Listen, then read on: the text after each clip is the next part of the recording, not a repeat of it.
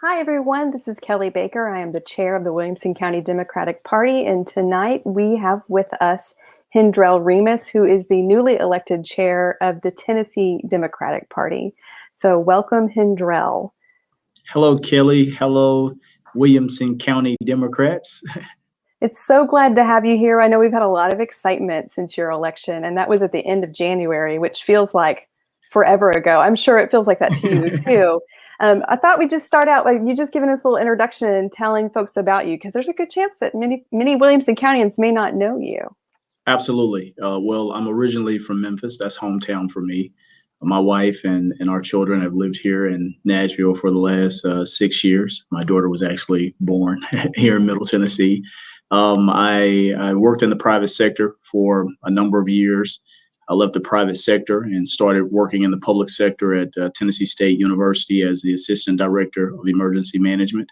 I've been involved and engaged in politics since the Obama '08 run. I've actually run for public office myself. Didn't end the way that I wanted it to end, but you got me as party chair now, so I guess that's the plus. I am the fourth of 8 children. I grew up in poverty, like to consider myself a part of the middle class now. And a lot of that has really impacted, how I see the world, how I see a lot of the issues that we believe in and that we have in our platform. I don't know, Kelly, if you wanted me to kind of share what it's been like over the last 2 months since I've stepped into the job. Well, first, let's get into some of those questions. I know I sent you some questions in advance, so hopefully you had the chance to read over those and I don't catch you off guard. One of the questions I get a lot is, how does TNDP relate to Williamson County Democratic Party, and how does that structure work? Because I think that's something we don't talk about very often, but they're very, obviously we're very well knit together. So can you explain that one for folks? Yeah, so it's a trickle down effect. It's the same way that the Tennessee Democratic Party relates to the National Democratic Party. We are the lifeline inside of our community. We are the Tennessee Democratic Party is a lifeline within the state, and then Williamson County Democratic Party is a lifeline within the community. I like to look at it as the party being the organ, and county parties such as Williamson County being the components that keeps this organ alive. And then all across our state, you can imagine blue veins running across Tennessee, carrying resources back and forward, carrying initiatives back and forward. Without our community efforts, obviously our party is just a party. In order for us to have an outreach and be ingrained and closely knit into what's going on a local level, it takes county parties such as Williamson County Democratic Party. So we are, Williamson County is by far a branch of the Democratic Party inside of your community. Imagine being out of town and trying to find an ATM machine for a bank that you bank at, local bank that you bank at, and not having one. I look at the party the same way. Imagine being in the county that doesn't have a Democratic Party and trying to connect with the state party or the national party to get what you need. So it's important for us to have county parties. That's how we have an impact within communities across the state. Yeah, I love that. I love the idea of blue veins going across the state. So another question I get a lot, and this is as a former state executive committee member, what is the state executive committee and how does that work in the whole process? Yeah, so the state executive committee is the governing body for the Tennessee Democratic Party. It's just like having a board of trustees if you have a major organization. It's like having shareholders if you have a major corporations. The executive committee kind of sets the tone for what the state party is able to do, setting guidance and precedents for how across the state we're able to organize, we're able to invest in campaigns and in candidates, and then just being the infrastructural body of continuity. Regardless of what happens inside of the office, it's the executive committee that can help spear the continuity of the state party. Yeah, and those folks are actually elected, which is something I know many people don't realize, is that we elect those individuals in August on the primary ballot in the gubernatorial year. So that will be coming up in 22 in August. So one more question about Democratic Party infrastructure is, what support does the DNC give TNDP, and what does TNDP give to local county parties like WCDP? Yeah, so it's complex. The state party gets quite a bit of support and resources from the DNC, from everything from negotiated contracts on, how we use with tools like Hustle or Organize or Mobilize. The DNC, negotiates national contracts so that we could get the best costs, and then we should be, as a state party, able to pass that cost through to county parties and candidates who are also looking to use those resources. The DNC also, supports the state party with a financial monthly stipend, and it's usually tied to some particular initiative. They're in a point of renegotiating that now with the White House to see, what initiative and how much that initiative is worth investing in states. We have a number of joint fundraising initiatives and campaigns. So they are a part of they play a big part in helping us to raise funds as well. So there's a lot of resources, from training to just organizing tools that they are able to help facilitate for us that we have to be willing to take advantage of. I know that those last campaign cycle, WCDP, we had a contract with Hustle and was able to get a better rate because of TNDP. Yeah. So definitely opportunities like that. And there's lots of other training opportunities and classes and folks can take and learn a lot. Right now we're pushing a T3 training initiative that comes through the DNC, and it's a train the trainer program that allows Democrats across the country to learn how to train other Democrats on everything from fundraising to grassroots organizing and all of that good stuff. So, it's that type of relationship that we have with the DNC. Yeah, and I know when I took over as county party chair, I attended many online trainings, and I learned just as much from the folks that were in the classes with me asking questions than I did on the trainings themselves. The most important thing that I think I failed to mention, the DNC controls the data files pretty much for us. So when we're working in Vote Builder and all of those good things, we typically, get the voter file from the state of Tennessee. We send it to the DNC. They make sure that it's uploaded into Vote Builder and all of that good stuff for us. So they play a huge role in determining who we can give data to and how the Democratic Party data is governed. Yeah, it makes sense. And I know that Vote Builder is a tool that we use across the nation. Very grateful for that. Well, let's move on to some questions about the TNDP's activity, especially under your leadership. I know that this is something you've been talking up for a couple months now. You probably talk about it in your sleep, and your wife probably can say it verbatim. So one of the questions that got submitted in preparation for this was, what is TNDP's plan to reach all voters, especially where there is not a county party or there's just an emerging county party? Yeah. So, and that's a great question. I was actually having this conversation. We just hired a new political affairs director, announced that yesterday. And I was just having that conversation with Tamara about how we can better reach county parties, how we can better reach people in counties that don't have county parties. And a big part of what we're going to try to do, obviously, we want county parties in every county, all 95 counties, but we're also realistic that, chances are that might not happen. Or if for any reason a county party happens to fall off the wagon along the process, we've got to make sure that we have mechanisms in place to help assist the folks who live in that county. So a big part is making sure that we have regional collaborative efforts in place.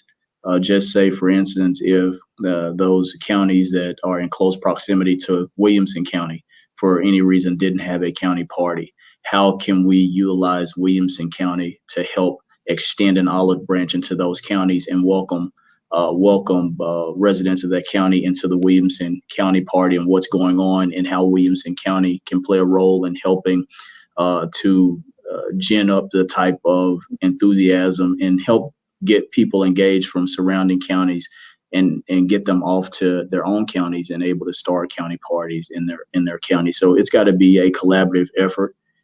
County parties that exist in areas that that don't have a county party have got to be willing to step up and help us along the way. And then we've got to be willing to give county parties who are willing to extend reach into other counties to help establish county parties or organizing mechanisms for us, the resources to help do that. I love that. I know that we've worked with Sumner County on resolutions and making sure that we're doing some similar work. And when we've created graphics, going out there and sharing them with other county parties that maybe don't have the same resources that we have here in Williamson, since we're so fortunate. So I think that's a great idea and something that's sort of already in the works, but if we can just really bolster it, if you just go further. So moving on to another question that was submitted and this is one that came up a lot with the chair's race, so I'm sure you're prepared. Will TNDP focus its limited resources on races that we can realistically win or spread the support out broadly? And I'm sure the answer is both, but can you elaborate? Yeah, obviously the answer is both, but we've got to be, for me, it's going to be a data-driven approach. I've already began talks with a group of individuals to help us identify and do some predictive modeling on where, as a state, we will be most competitive and where we have the most opportunity to grow. I believe that there is a 10 county approach that we really can drive up the numbers in. So we'll focus heavily on those 10 counties and we'll follow the data on where we invest in the remaining counties across the state.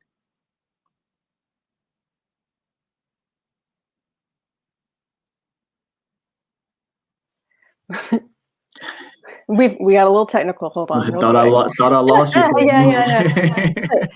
So how will we measure success between elections and in those counties that we know that realistically we can't win? How do you measure success there?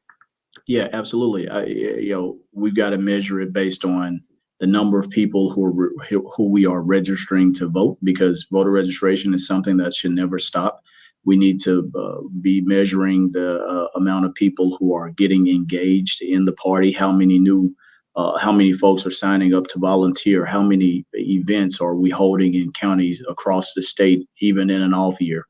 How much we're investing in polling and focus groups during the off year, and then the results of that.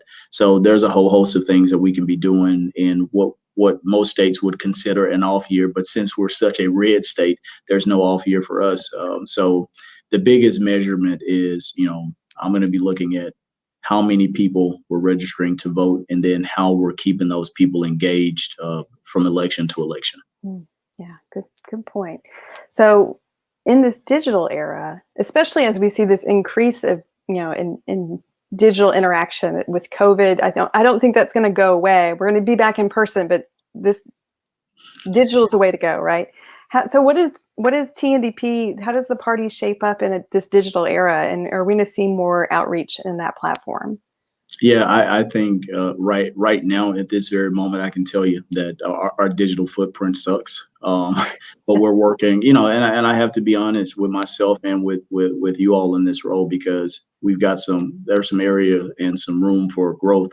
And what we will have here in the state headquarters is a digital organizing and creative content individual on our staff, because what 2020 and has shown us is that there's no way that we can be competitive without making sure that we're competing on the digital platforms as well. So we'll be driving an initiative where we're developing a toolkit similar to what the South Carolina Democratic Party is doing, where county parties, you talked about other county parties not being as fortunate as Williamson County. County parties will have access to a Google Drive that will house different graphic templates in. They'll be able to grab the templates, put their fun on it, make it their own, so that we have consistency across the board in our digital footprint as well. So when people see specific things from trainings to events, they see the TNDP brand, and that's most important as we continue to push the needle forward. But we also have to make sure that every county party that's functioning also has a functioning website, because we know the first thing we do now when we hear about something is that we search for people. We search for people or organizations or places on social media and online. On April the 15th, we're going to we're shifting gears to try to move every county party to a TNDP.org website. So, for instance, if somebody searched williamsoncounty.tndp.org, they would be able to, WCDPTN.org could be pointed to that site, but at the point, it'll get everybody on the same page across the board where that TNDP brand is consistent. But it allows counties who are not as fortunate as Williamson County to be able to, have websites free of charge, not worrying about paying for a domain name, not worrying about paying for hosting fees, and then having access to WordPress to establish their own websites as well. So it's those type of things that we have to be investing in to engage the digital world. We have two new digital ads that we're going to be releasing here, and y'all heard it. This is the first time I've shared it publicly, but there's going to be two new digital ads that we're going to be releasing because obviously our campaign can never stop. We have to continue to make sure that our message is resonating with folks. So we're going to invade that digital space as much as we can. Well, that's very exciting. I know, just as a longtime active Tennessee Democrat, that has been an area that has been a weakness for ours. So I'm excited about that. Can you give us a little insight on the branding? Like, what is kind of the pivot that y'all are going for? Yeah, so we plan to the logo is not changing or any of that, but definitely we are reinventing and redeveloping what the state party's website looks like. We have been talking to some companies about designing a custom organizing tool that can be integrated into our state website and also used for mobile app access, so that we can engage in that space. But when people look for and at the Tennessee Democratic Party, we want them to see more than just a mountainous tree terrain on the website. We want them to be able to see people, because this party is not a party of trees. This is a party of people, and we want them to be able to see people engaged and the things that people are doing and the footprint that we're actually having in communities. And I think that optic is very important for people across the state to see. I think it helps to energize people even more. How calming is mountains, how calming are mountains and trees, but we've got to be a little bit more energized and excited. And now it's not a time for calm. Yeah. Well, speaking of people and communities, I know that we in politics talk a lot about the rural-urban divide. How do we unite rural Democrats and urban Democrats under the same banner? Yeah, I think it goes to one of those things that that I talked about when I was running for this job. We have to. The biggest thing is reconciling. Urban and rural people have a very different ideology about where we are, progressive versus moderate. It's about reconciling those differences and finding common ground so that we're able to deliver a cohesive message across the state. I like to use the metaphor that if we're all singing the same song, it doesn't matter what key we're singing it in, as long as we're singing the same song and singing it pretty good, then we'll be effective. And that means making sure that we have a strategic plan and a platform that is representative of both urban and rural ideologies. And I think that's how we find that common ground between the two. And then we have to get people to buy into, hey, for the next 2 years or the next 4 years or the next 6 years, this is what we're going to stick to. And unless something drastic changes in the country. Yeah, got to get those tenors and those altos on the same melody. Well, one of the questions I asked you when you were running for state party chair was, what groups have been missing from the conversation and how do you plan to bring them to the table? Yeah.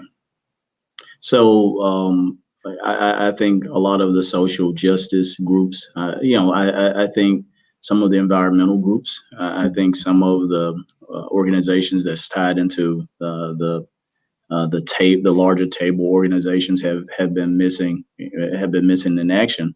And not because they haven't wanted to be involved. I think we just hadn't had a good plan to have a collaborative teamwork. The state party has, everybody wants the state party to be everything. And obviously I've been trying to reset the tone because we can't be everything. There are some organizations and some individuals who are already out here doing great work inside of some of these lanes. And sometimes we have to say, I'm going to stay out of that lane unless they need me to, come help them. Let's give them resources. Let's elevate what they're doing so that we can connect Democrats and people who are interested in the work that they're doing to them. Because most of the time, what we know is that those organizations are cultivating people who are more likely to vote for Democratic values and candidates. Yeah. Well, speaking of resources, how is fundraising going? I know that's one of the hardest parts of your job. Yeah, it's going pretty good. It's actually going a little bit better than I expected. We've been able to hit the budget goals that were set out. Obviously, I'd like to be doubling and tripling that number, but we are able to pay salaries, keep the lights on, and then still have a pretty healthy cash flow to roll over from month to month. So that's most important. Yeah, we're not living paycheck to paycheck or donor to donor right now. But you're probably not Scrooge McDuck rolling around in your pile of cash like the GOP either. Well, my next question is how does TNDP use the funds, which you did touch on some of that. But is there any additional things you want to add on and other ways that you guys use your funds? So, we've got standard bills that we've got to pay. We pay the rent and pay, make sure the utilities are paid and make sure that we're paying the lawyers and all of that good stuff. So right now we're just making sure that we're not doing any wasteful spending. We know that some of the things that we have to invest in, from the website redevelopment to our merchandising project, those things are going to cost us some resources. So we're wanting to make sure that every dollar that we spend can actually yield either opportunity for us to raise more money or opportunities for us to galvanize a voter. So every dollar we spend has to have a meaningful purpose. Or for me, it's waste. Amen. And yesterday I saw with the announcement with your new staff people, y'all hired a consultant too, right? Yes. It's something real special about that from what I've heard. Can you tell us a little bit about that? Yeah. So we brought Joshua Karp on at a pretty decent, I thought he'd be extremely more expensive than what we'll pay him over the course of the next year or two. But Joshua was at one point the communications director for the state of Florida. He served as the deputy campaign manager for Andrew Gillum. He is a communications firebrand. He is a close advisor to Jamie Harrison right now. He advised Jamie Harrison's Senate race, and he led the communication strategy to help Jon Ossoff flip the Senate seat in Georgia. So he's pretty good. He's part of Hone Strategies. He has a business partner, Vittery Jane. Together, they're a dynamic duo. We think about that debate. She helped the debate prep that when Elizabeth Warren took Mike Bloomberg down, they were involved in that debate prep. So it's a pretty great team. I think they're going to be able to, especially Joshua, give us some communication guidance that will help us go the distance. Yeah, I'm excited to see how that unfolds.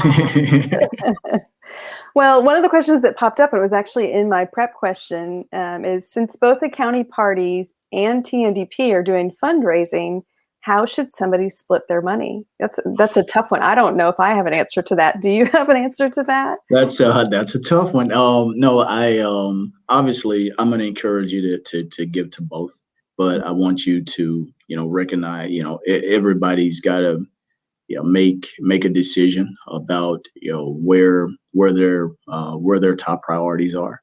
Yeah. If you feel like we have a shot at flipping some seats that may not be in your district, then giving to the state party a little bit more of that gift than then what you're giving to the county party might be best. But if you feel like the county party, and there are some local races that are truly impactful and need the support, then give more of that gift to the county party and give less to the state party.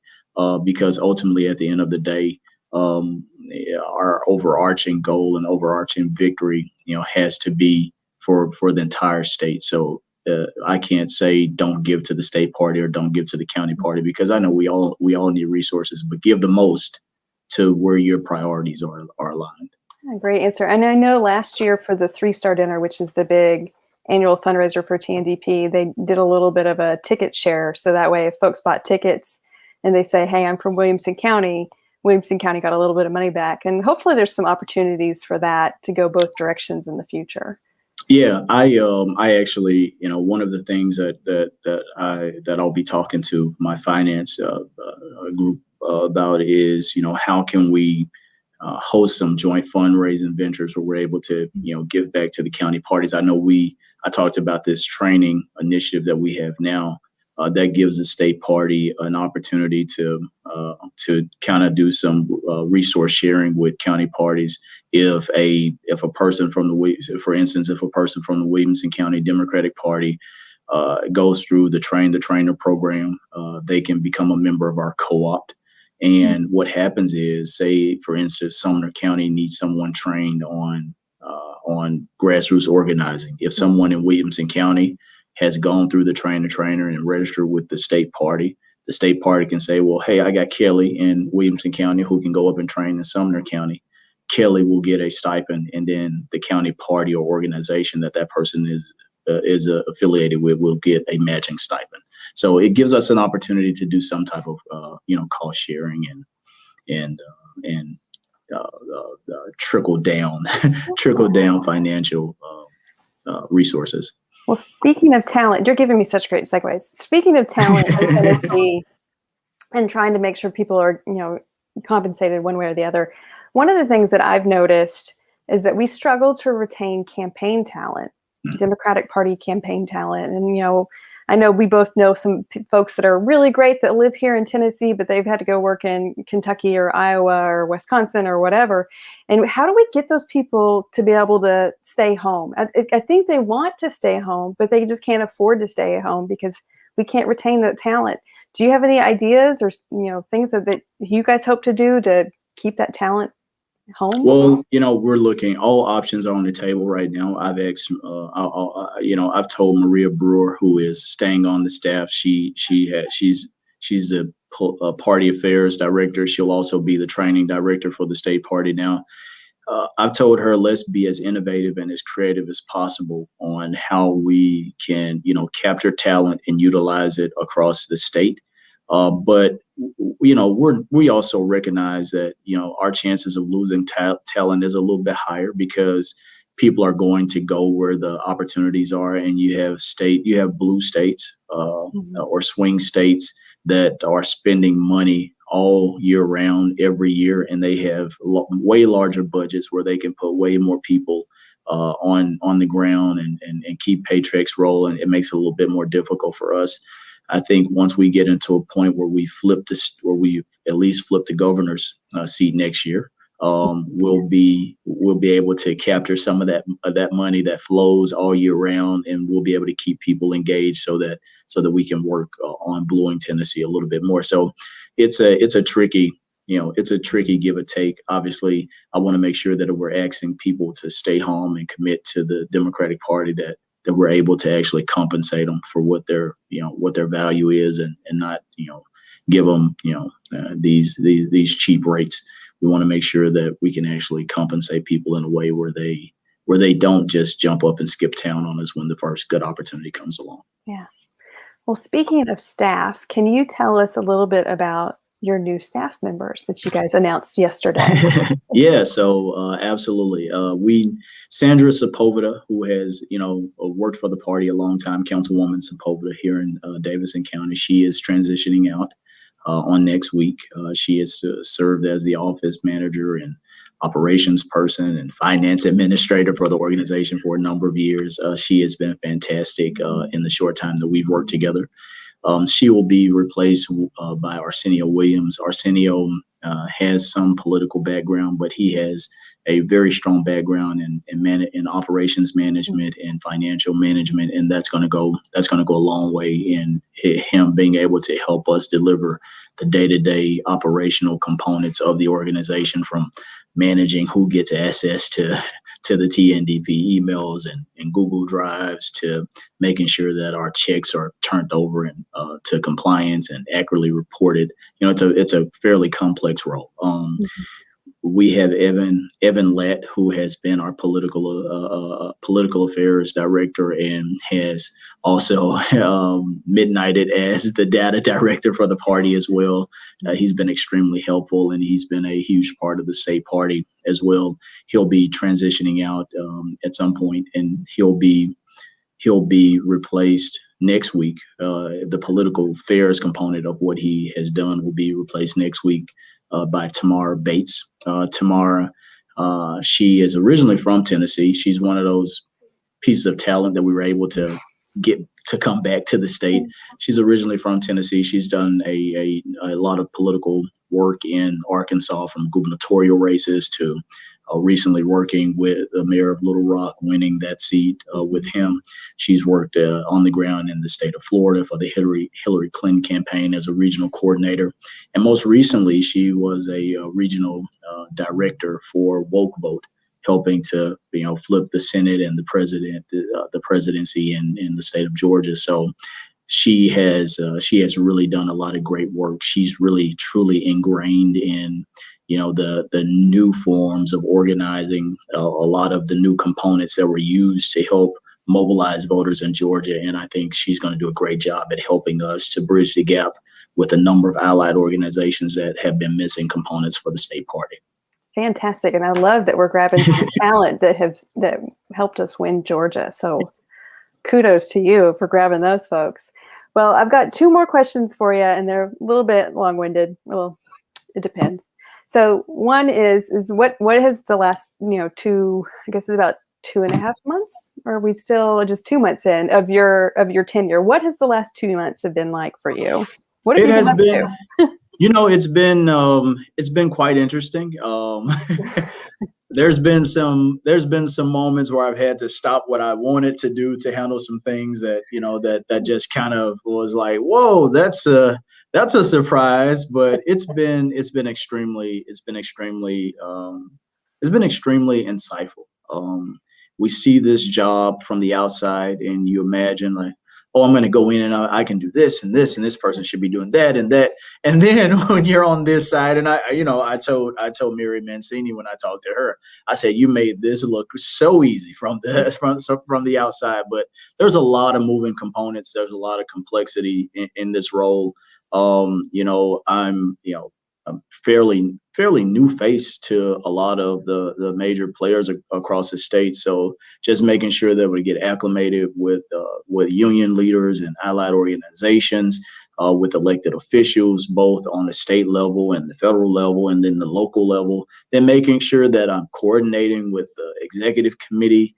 And then, of course, I've got a family, so I've got to make time for my family as well. But it's been a family affair at the office. I came into the office, and obviously I want to make sure that this place is somewhere where people come to work or come to volunteer or use our office for phone banking, and they feel like, hey, I love going over to the Tennessee Democratic Party. So the kids and I painted a blue wall in the office, and we changed out some of the office furniture, and we wrapped some of the. So I told you I'm a stickler for cost savings. I thought we needed new office furniture, but we took on a do-it-yourself project where we vinyl wrapped some of the new desks, and that's going to be when the new staff hits the ground. We're going to reveal what the new offices look like, and you all will be like, they did that at like super cheap cost, but it looks great. And we've been doing the fun parts, but we've also been doing the hard work as well. I've had a lot of meetings with through the ASDC, which is the State Party Chairs Association for the country. They kind of help guide what the DNC, the contracts that we have with the DNC. They participated in some DNC meetings. Recently got appointed by the chair to the co-op data board, so that Tennessee will now have a voice in what happens with the Democratic data across the country. So, and it's been fun stuff, talking to donors, introducing myself to people who have been disconnected from the party, but who are now excited to be back in the fold. Talking to Republicans who have been fed up with the Republican Party and looking for a new home. So it's been a really exciting couple of months, and I know it's only going to get more exciting as we start to roll out some of the initiatives and programs and start getting back, face to face and holding public events. I know it's going to get even more exciting. Well, I said I had only 2 more questions, and I did, because you mentioned data, and I realized that my data committee would be very upset with me if I don't ask you about data initiatives. Do you guys have any data initiatives? Yeah, so I actually have had a job posting out for a data director. We've actually had a really great outpouring of people who want to come and do our data job, because obviously we don't want someone who can just do vote builder. We need someone who can do the predictive modeling for us, who can help county parties carve out sequences and all this kind of stuff, do all the stuff that I wouldn't even begin to know how to dream of. We've had a great outpouring of people who are able to do it. I talked to you about, early on in this process, I've been trying to gauge people who were involved in some of the most drastic campaigns in the 2020 cycle, from people who worked on the Biden-Harris campaign to the Warnock and the Ossoff campaigns. And I wanted to hire one of the data people that worked on Warnock's campaign, but I wasn't able to hire him. But what I did get was access to a whole host and a network of data people across the country. He shared the job opening with his network.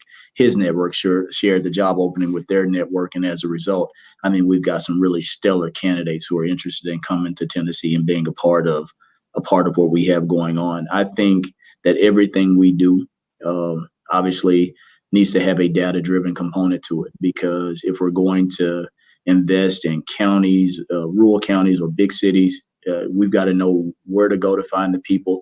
If we're going to register more people to vote, the data has to show us, if it's Williamson County, to be competitive, you've got to register this many more people. And then we got to know where we are on a data-driven timeline on how many people we should be registering, per day, per month, so it's a whole lot of data that has to go into this. And then just making sure that we're using the most advanced technologies to reach the most voters. So that's going to be a big part of what we're doing.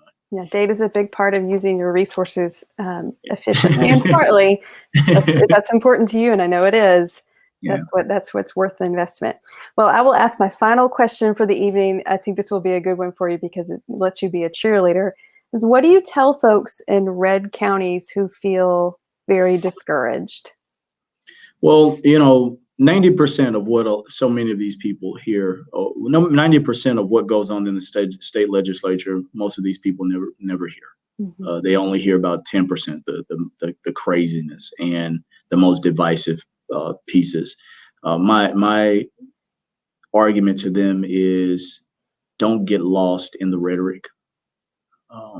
Be willing to be open-minded instead of being, I don't want to say brainwashed, but blinded by some of the most divisive rhetoric that plays to our most inner fears of racism and sexism and all of those things. We've got to make sure that we are looking at what can be accomplished if we're willing to work together and find common ground. We've got to be willing to look at the good in each other, and we've got to be willing to look towards a future where everyone has a fair shot and an equal opportunity. And no matter where you are or what party you represent, we should be making sure that everyone has access to quality and affordable healthcare and education, and that our teachers are paid well, and that our students have the best facilities. We should be making sure that when we can expand healthcare, we're expanding healthcare. We've got to make sure that people are paid not just a minimum wage, but a living wage, so that after working 40 hours a week, they can still, spend some time with their family without worrying about having to pick up overtime just to buy a decent meal, and they don't have to choose between paying the utility bill and putting a decent meal on the table. So there's a whole lot of issues that I think we can connect with people on, but we've got to be willing to have those hard conversations with each other and look beyond these divisive differences that are so uneloquently painted usually by Republicans. So let's put that aside and find unity and common ground on the issues that'll move our communities forward. Yeah, it's all about connecting. Yeah. Well, thanks for connecting with us tonight, Hendrell. It's been a pleasure, and I know that you're always happy to, receive emails and answer questions from folks. I know you're always available, and if anybody in Williamson County is watching and they want to connect with their state executive committee member, currently they are represented by Brandon Scheck-Snyder, and we have an open seat because I have resigned mine. So thank you so much, Hendrell, and thanks everybody for watching, and we will see you soon. Thanks, Kelly. Y'all have a good night.